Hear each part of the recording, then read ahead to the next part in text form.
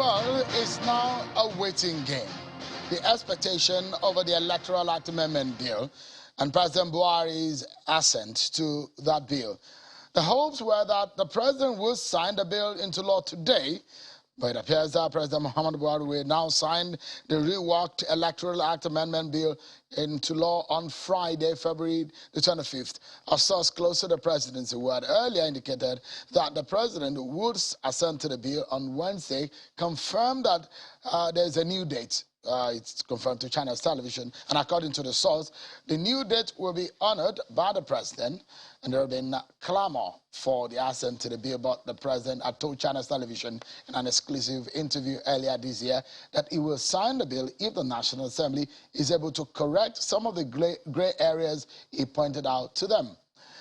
Well, so much to talk about, but that's where we begin from tonight. Let's get some views on this and some other issues for you.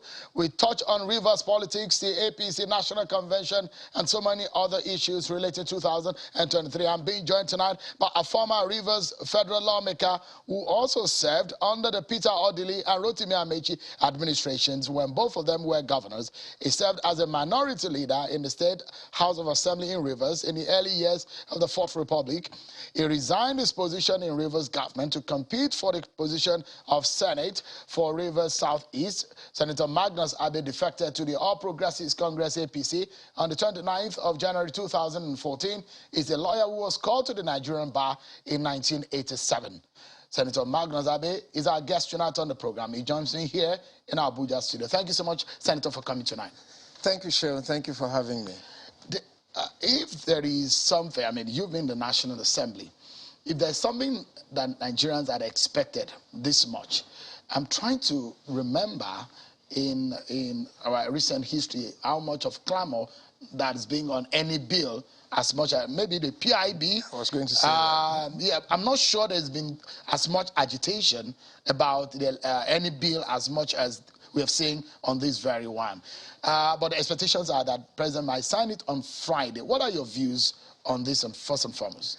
Well, sure, thank you very much. I think that the clamor for the coming into effect of this new Electoral Act is based on the reality of what is happening today in this country. Whether you like it or not, Nigerian politics is evolving. Our democracy is evolving. The citizens, the voters, are getting more aware, and everybody wants a cleaner process that will enable the people to exercise their power to bring in those they want and take out those they don't want. And I think that this new awareness is what is driving the clamor for the Electoral Act. And more important than that is the fact that the president himself had promised the Nigerian people that this is one thing he's going to do for them. He has serially been a victim of a lousy and fraudulent electoral process. And he did promise Nigerians that when he leaves, he's going to leave this country with a cleaner process that will enable the people's voice to be heard. Do you think that hopes that the Nigerians still hold that hope? I believe that confidence in the fact that the president will deliver on this is very, very high. Because and if you look at quick reference to the rejection of the bill the last time in the last National Assembly, now is rejected it first. But I mean, the expectations are that he will sign it on Friday. Yes. But what if he doesn't sign it? No, I don't think we should be negative. No, but there are two possibilities. Either he signs it or he doesn't sign it. Either way, it will be an exercise of his prerogative as president. Absolutely. He's part of the lawmaking process. Getting the president to assent to a bill is part of the lawmaking process in this country. And if he decides not to sign it, that is also part of the lawmaking process. But what the implication of that, what would it be? I believe that the president will sign the bill. What gives you that confidence? Well, first of all, he has said so himself. And a lot of the major objections he had to the bill had been adjusted, taking into cognizance the issues that he raised. And I think that he may not be 100% happy with the present copy, but I think it's something that he can live with. And it can still be amended moving forward if there are still areas of challenges. So I believe that in keeping with the commitment that he has made, he will sign the bill into law. And Sharon, if you look at our elections every year keeps getting better. at least people say that, people see that more and more the ability of the people to decide in an election is becoming stronger in this country. Is that a credit to the government or to INEC? It is a credit to the federal government. If you remember, and let us look at the states, there is no election that has been conducted by any of the states that any opposition party has won anything.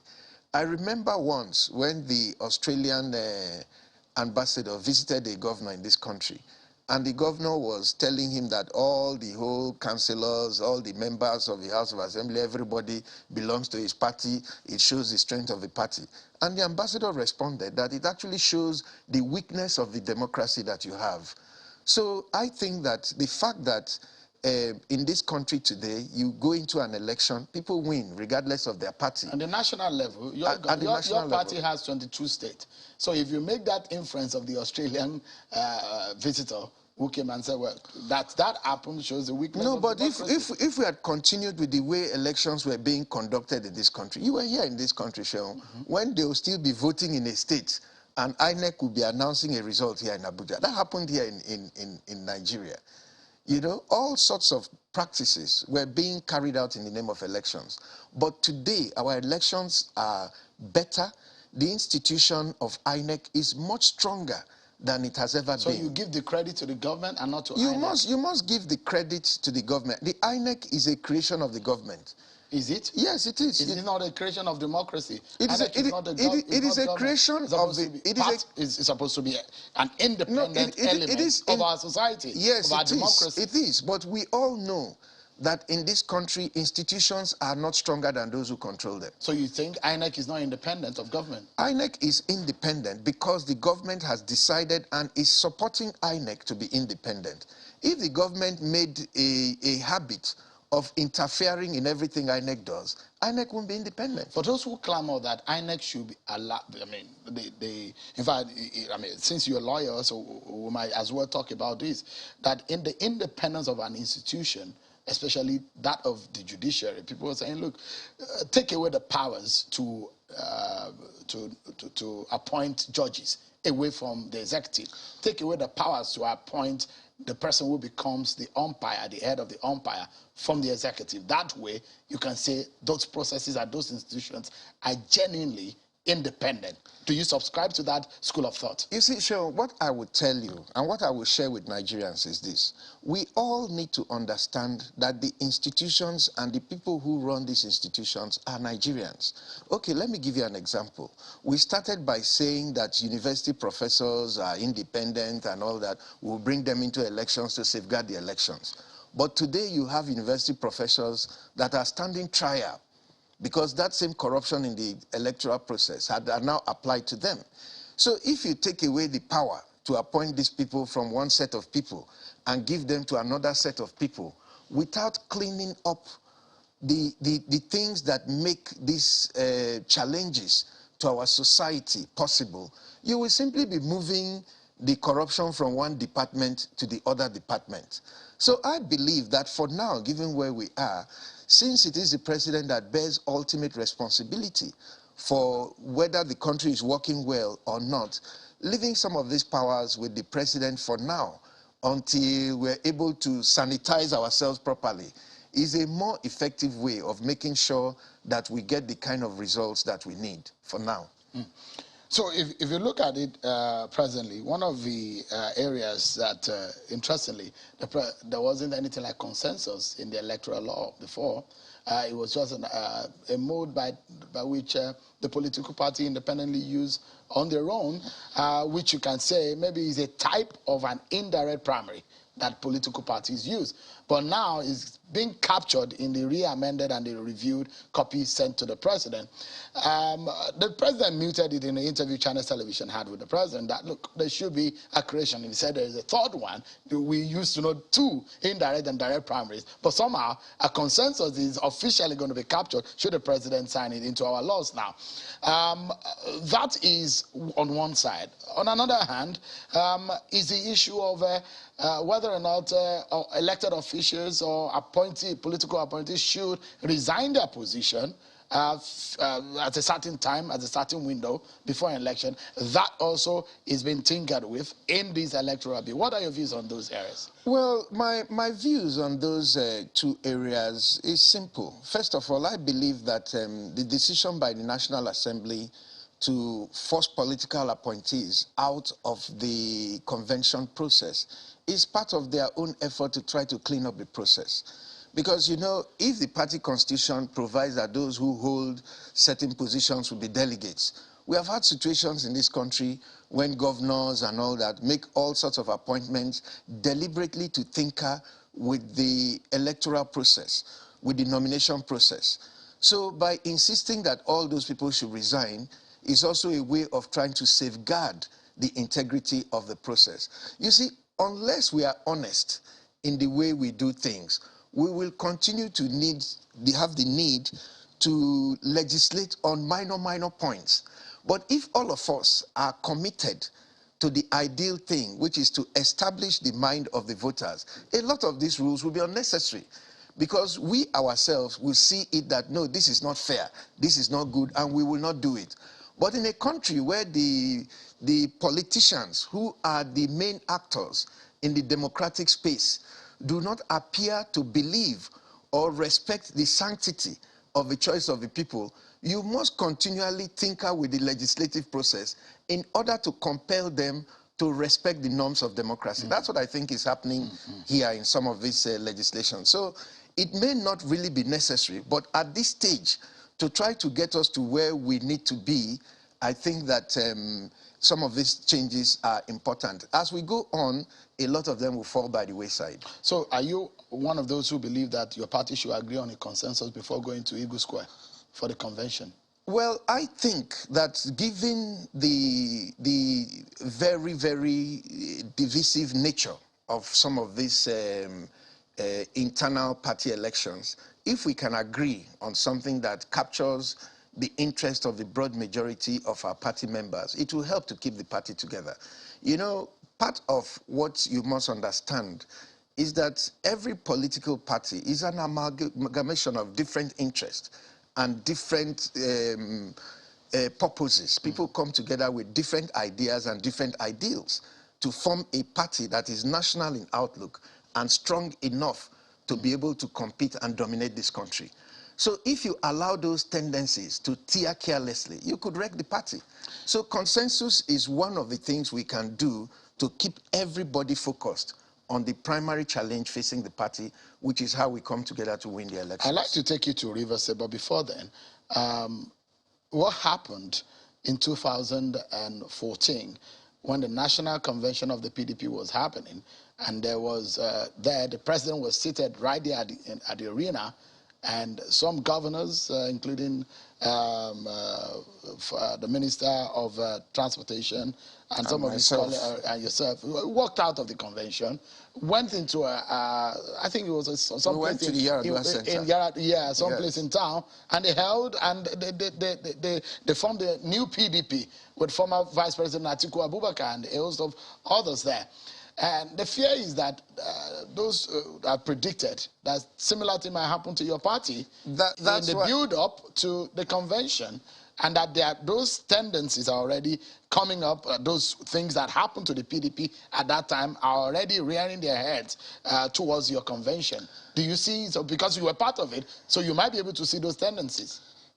Like I said, every political party, particularly a ruling party, is subject to these tensions. But how you manage it, how you show respect for your members, how you accommodate them at the end of the day is the political engineering that is needed to keep the vehicle moving. But your party is showing that? We are showing that. That's why we're coming up with the idea of a consensus chairman. I really believe that that will help this party. Because if we go into a contest, the result could be unpredictable. And given where we are today, I think it is best that we try to talk to one another and accommodate all views and look for a chairman that will be accessible to everybody, that people will have confidence in. Because part of the challenges we have in the party today is that there are lots of people who think they're bigger than the party and who have no respect for other members of the party. And if you don't have a chairman who has both the stature, the capacity, the intelligence to make everybody feel that, listen, you know, we're here for everybody and we can take care of everybody. You may not get exactly everything that you want, but this party is still your home and it's for you. I think that's the kind of figure. So the president needs to take up that responsibility, or who is going to take up that? The chairman will do that. That's why if we come together and the majority of the leadership of the party agree that somebody has those qualities, that is the person we need to work with. Do you still want to be governor of Rivers State? Well, you know, as a politician, Seun, you have to talk to your people. It's not about me. What are your people saying? What are my people saying? My people are saying I should go and run, but I haven't made that decision. My people are calling on me from where I come from. You should that go is and the run. language of the, but you don't know what they are calling me for. They are calling me to do politics today, tomorrow. That's on the lighter side. Yes, but that's the language of politicians. But really, they always claim that their people are calling. But what is your mind telling you? At the end of the day, you will take a decision. But if you're a politician with my experience, and you're a politician with my knowledge of Nigerians, particularly my own people in Rivers State, you will look carefully, you will talk to as many people as possible, you will review the situation very, very graphically before you take a decision. And I'm doing that, I'm consulting. How soon are you going to be able to come up with a decision? Well, there's no pressure on that right now. Without expecting consultation from your people, naturally, do you want to be governor of Rivers State? I believe that I'm one of those that I have the experience, I have the capacity, I have the competence, and I believe that I have ideas that can help us to move our society to a different level. But ultimately, this choice of the people is not about you. You may think you have all the ideas that you think would help the society to move forward, but that may not be what the people want at that particular time. And perhaps so it is important that you share these ideas with them and also listen to the people, because Nigerian politics is changing and it's evolving in a very different way. Any politician at this stage who does not understand that the voter is our new boss, that the citizens are the ones that are going to determine the new direction of this country, those politicians, those set of Oga-type politicians will be left behind because the train is moving. Like a politician once said that even the title of the governor fits me. So like Governor Magnus also fits you. Right? Thank you, Seun. No, I'm asking you. I'm not saying it. I'm not affirming it, but I'm just asking you. A politician once said... I said thank you because I heard it from you, so I said thank you. So you and your former principal, are you now in good terms, Rotimi Amaechi? I don't think that this has ever been about me and Rotimi Amaechi being in good terms or in bad terms. The reality of our situation is that we both belong to the same political party. But you have not agreed over, in the last few years or so, you have not been on the same plate on we have not been on the same page because the minister said that anybody who is not with him is no longer a member of the party. And that is not what the constitution of the party says.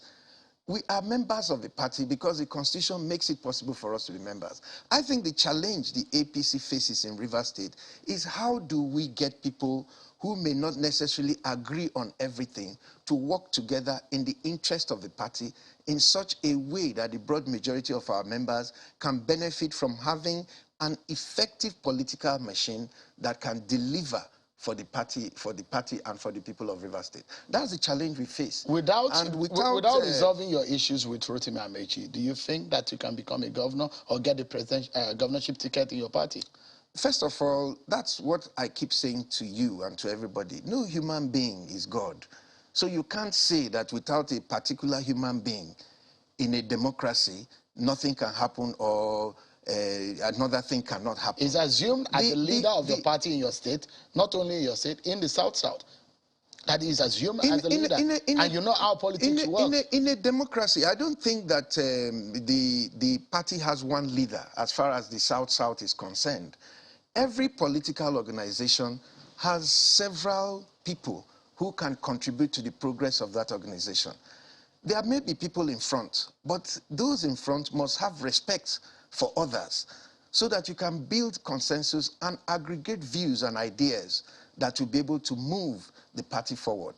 that's what I was telling you, that Oga type of politics, I don't think it has a place in the modern Nigeria that is coming. There are allegations from the other side and the faction in your party saying that you are hobnobbing with PDP to bring down APC. Those are what they're saying. You know, how do you react to that? You know, when people are not with you, it's like even you and your wife at home. If you have a disagreement, she's not going to say nice things to you. So if people are disagreeing over something, okay, what if I tell you that it's the other people that are actually hobnobbing with PDP? Because they know that what they're doing is actually going to benefit the PDP. These are all politics and political gimmicks. But is there any truth in what they're saying anyway? Let me tell you Senator, just a moment. Let me tell you this. Let me tell you this. They've seen you with the PDP at night at some fora, and those are the allegations. Is there any truth in that? This was a video that was concocted by some unknown and faceless people, and people have responded to that. And more importantly, in that video, these children said that Wogu Bombs and some people, they met to pervert the course of justice, to do a case against the party and all that. And we have written a petition to the Commissioner of Police to investigate those allegations. If those things are true, whoever is involved with that should be charged to court. That's a different matter. But as far as the issues of the All Progressives Congress in Rivers State is concerned, everybody, including yourself seated here, who is an oracle of politics in this country, you know the origin of this crisis. This crisis began right from the non-elective Congress. You were here that day when they were fighting at the hotel in Rivers State. And what was it about? The party had already met. All the leaders, both those with the minister and those with me, all of us met under our former chairman, who is now in PDP. And we agreed that this is how we would do it to preserve the unity of the party. But as soon as the minister came back, he dismantled everything that everybody else except himself had agreed on, and directed that all those who were seen to be supporters of Senator Abe, who had paid for forms, should not be allowed to participate in the process. That was the beginning of this crisis. And that had nothing to do with PDP or with Wike or anybody. Senator. And until that issue is resolved and these people are properly accommodated, the party, both morally, legally, spiritually, and otherwise, will have difficulties in Rivers State. So let's wrap up now, because we just have 30 seconds before we move into another segment. There are allusions that yourself and the minister are coming together. You could not defeat Wike in 2015. You could not defeat him in 2019. A divided house, they say that you cannot even face him in an election in 2023 in Rivers State. Are you hoping or willing to shift swords, or to extend an olive branch, or to approach the minister? Is there any possibility in that? We have been meeting, and as politicians, I do believe that if we're sincere, we do know that there is need for us to put our house in order to give both our supporters and ourselves prospects that are bright in the forthcoming elections. But you remember that I contested in that election and I won in my senatorial district, and most of the people who were with me in that senatorial district also won. So it is not true that Wike defeated all of us. Some of us won our seats, even when Wike was the governor. So I believe that it is the voters that decide these things. And the voters have a way of being able to discern issues properly and clearly. I do agree with you that without putting our house in order, and with the number of people who have lost confidence in the kind of leadership we have in the party, in the state, and left the party, if we don't work hard and create a united vessel that can actually encourage people to come and participate, we will have difficulties, and we need to do that.